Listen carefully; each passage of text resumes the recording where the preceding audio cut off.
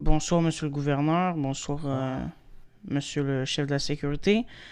Euh, Ce soir, comme tous les citoyens de cette ville, j'ai envie de vous poser quelques questions sur les annonces qui ont été émises dans la journée, notamment le projet ARP.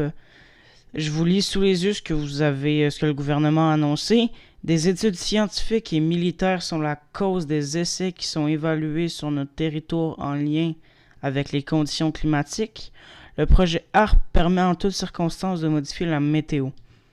Est-ce qu'on doit s'en inquiéter du projet ARP? Alors, en l'occurrence, du projet ARP en tant que tel, s'inquiéter, oui et non.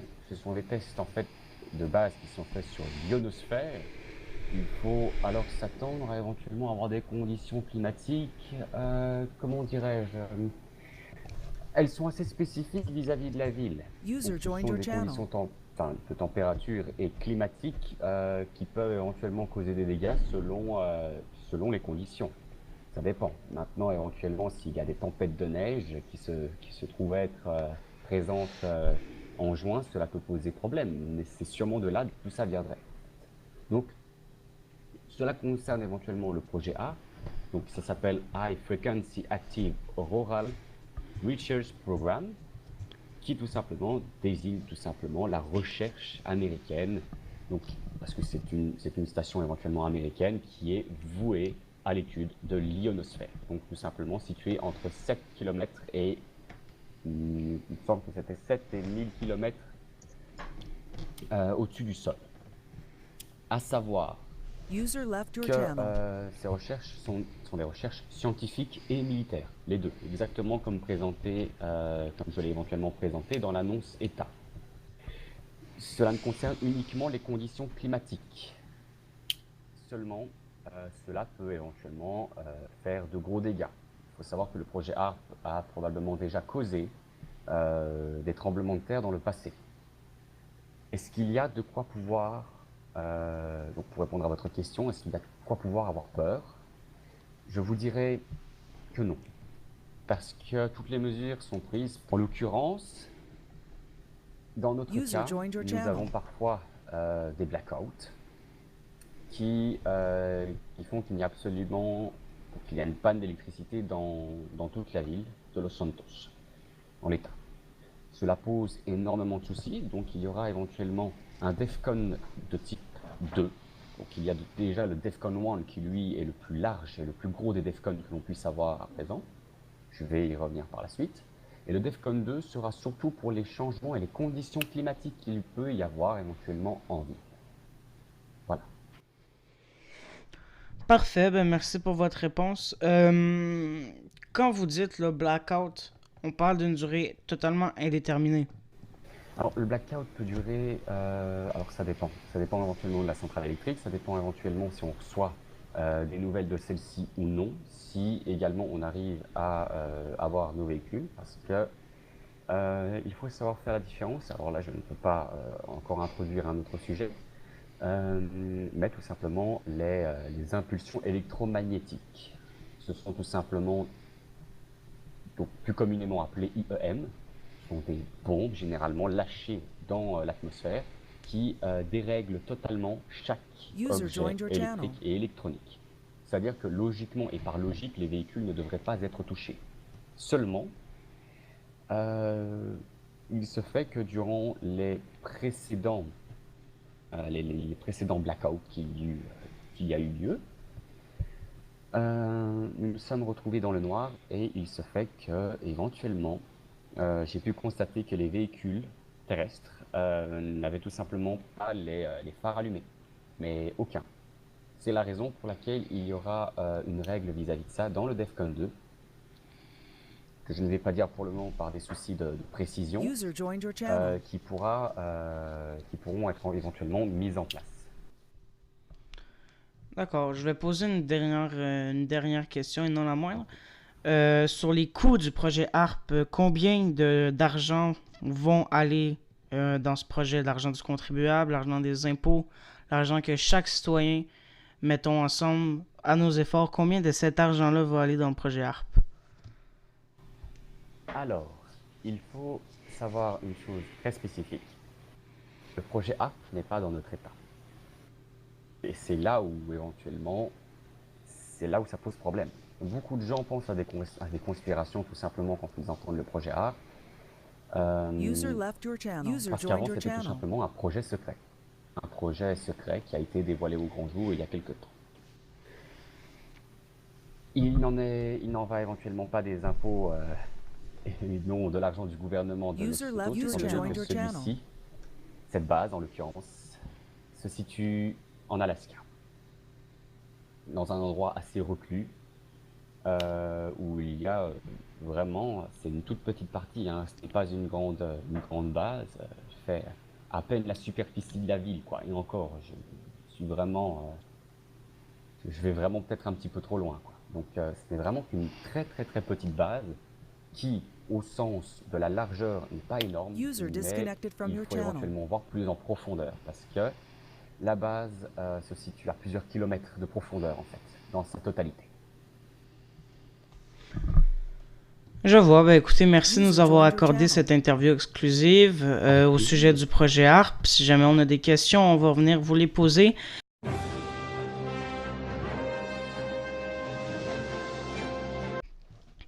Bonsoir, en direct de Weasel News, nous sommes en entrevue avec M. Macmillan, M. Jane et M. le chef de la sécurité.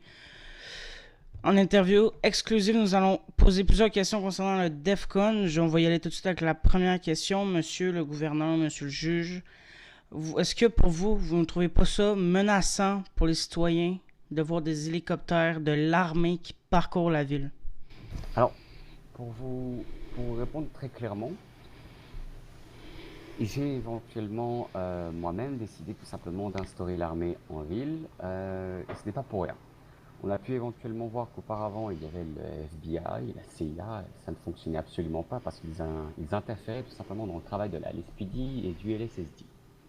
L'US Army, en l'occurrence, c'est tout simplement, on va dire, plus fort, plus gros tout simplement que la LSPD et le LSSD. Ce qui est plus spécifique avec l'US Army, c'est qu'ils ne font justement pas le même travail que ces derniers. Au contraire, ils sont là tout simplement en renfort pour la police, et uniquement pour ça. Ils ont plus de moyens militaires en l'occurrence. Ils n'ont pas les mêmes droits que la police, donc en l'occurrence, ils n'ont pas le droit de fouiller, etc. Ils n'ont pas le droit de vraiment faire les mêmes choses qu'eux. Mais ils sont présents vraiment uniquement en soutien aux forces de l'ordre. Donc, en l'occurrence, dire que c'est quelque chose d'assez menaçant, j'ai essayé, du moins, de faire en sorte que les civils soient quand même pas privilégiés, parce que ce n'est pas une question de cela, c'est juste une question de spécificité encore une fois, et le fait de préciser que la LSPD, la LSSD, l'US Army et le gouvernement ont tous ces droits-là en l'occurrence, uniquement dans l'identification que sont tout simplement les blackouts, les guerres de gangs, les fusillades à répétition, comme je l'ai écrit, les chaos urbains et les institutions gouvernementales qui sont éventuellement menacées, c'est uniquement dans ces cas-là, et uniquement, précisément dans ces cas-là, que le DEFCON 1 est mis en action. Mais, éventuellement, juste en dessous, comme précisé, je demande quand même bien clairement aux civils de respecter les contrôles, de respecter le DEFCON 1 dans sa totalité, et éventuellement de faire attention, plus attention même, je dirais, au respect du code pénal et du code de la route. Ça permettra éventuellement que chacun des civils n'ait pas de soucis, n'ait pas de problème, qu'ils fassent justement attention à eux et attention aux autres. Et donc, de par ce fait, non, je ne pense pas que ce soit exactement quelque chose de très menaçant pour les civils. Au contraire. J'essaie justement, de par ce fait, de par avoir tout simplement, de par la création des DEFCON et de leur précision aux yeux de tous, faire en sorte que ce ne soit pas comme un simple code rouge, comme auparavant. Le code rouge, avant, c'était... il y a un code rouge qui est effectué, mais personne ne savait ce qu'il fallait faire, personne ne savait les procédures, il n'y en avait pas, il n'y avait pas de spécificité, c'est ça que je dis. Et c'est là où est le réel but en fait du DEFCON, c'est de tout simplement avoir une réelle spécificité, avoir de réelles précisions quant à la possibilité tout simplement de pouvoir réagir face à cela. Je parle bien au point de vue du style. Je vois. Deuxième question qui est toujours en rapport avec l'armée et le DEFCON. Où est-ce que les pouvoirs de l'armée se limitent en cas d'activation du DEFCON? Alors, en l'occurrence, je ne suis pas sûr de bien saisir la question. Donc si je comprends bien, vous êtes en train de me demander si, donc, en gros, quelles sont les limites à l'armée, tout simplement, vis-à-vis du DEFCON, quand il est activé, c'est ça. Exactement. Donc, en l'occurrence, l'armée, justement, se limite à ce que j'ai écrit, c'est-à-dire aux patrouilles en hélicoptère sur Los Santos et aux patrouilles sur Los Santos, que ce soit à pied ou même en maritime. Mais tout ça uniquement dans le renfort de la police. C'est-à-dire qu'ils ne font rien si la police n'est pas d'accord, tout simplement. Et la police, comme celle-ci justement doit être d'accord pour certaines choses, ils seront en renfort. C'est tout simplement, si on prend maintenant le cas tout simplement de la France, c'est comme le plan Vigipirate. Ils tirent à vue dans le cas où ils se sentent menacés ou si quelqu'un menace tout simplement des citoyens ou citoyennes. D'accord, mais je vais vous donner un exemple qui s'est produit tout à l'heure dans la journée. À la dégustation de vin cet après-midi, ou plutôt ce soir, il y avait 2 militaires avec leur FAMAS à la place publique. Vous trouvez ça correct, normal? Alors, au point de vue tout simplement des circonstances actuelles, les institutions gouvernementales sont menacées. Donc, c'est-à-dire que le SSD, le LSPD et l'US Army, même le gouvernement, tout simplement, sont menacés. De par ce fait, les civils le sont aussi. Donc, en l'occurrence, oui, il faut qu'ils soient présents vraiment partout, même éventuellement avec des FAMAS. C'est extrêmement important pour la protection de chaque civil.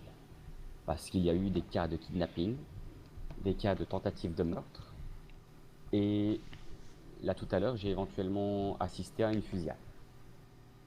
Donc oui, le DEFCON 1 est quelque chose d'assez important pour la crise que nous sommes en train de subir. Donc selon moi, oui, avoir des militaires dans les rues, avoir des militaires en patrouille aérienne, c'est extrêmement important. D'accord, je vais reprendre ce que vous avez dit, DEFCON 1, c'est-à-dire il y a plusieurs échelles du DEFCON et quelles sont-ils? Alors, il y a en l'occurrence plusieurs échelles du DEFCON. On part tout simplement du plus fort vers le moins fort. Donc, en l'occurrence, le DEFCON 1 est le plus fort, le DEFCON 2 est moins, je veux dire, comment expliquer ça de façon logique? En fait, c'est tout simplement moins grave. Et le DEFCON 3 est encore moins grave que le DEFCON 2. D'accord, puis est-ce qu'il y a une procédure différente pour chaque DEFCON? Est-ce qu'ils vont être bientôt annoncés? Alors, effectivement, là, je n'ai fait que préciser le DEFCON 1 de par, tout simplement de par la complexité et de par la rapidité des événements qui se présentent à nous, ou plutôt contre nous, en tant que gouvernement ou même au niveau de la LSSD ou de la LSPD. Donc, il fallait le faire assez rapidement, de façon claire et précise. Alors là, en l'occurrence, j'ai parlé du blackout dans le DEFCON 1. Donc voilà, s'il y a un blackout, je vais sûrement rajouter quelques règles de plus. Ce n'est que la première version du DEFCON 1 que j'ai éventuellement montré aux civils, mais la prochaine version sera possible tout simplement aux yeux de tous et aux yeux de toutes, parce qu'il sera dans un nouvel onglet que nous allons nommer normalement DEFCON, pas loin tout simplement de l'onglet Annonce et État. Enfin, Annonce et État. D'accord. On parlait du DEFCON, des différents types de protocoles tout à l'heure.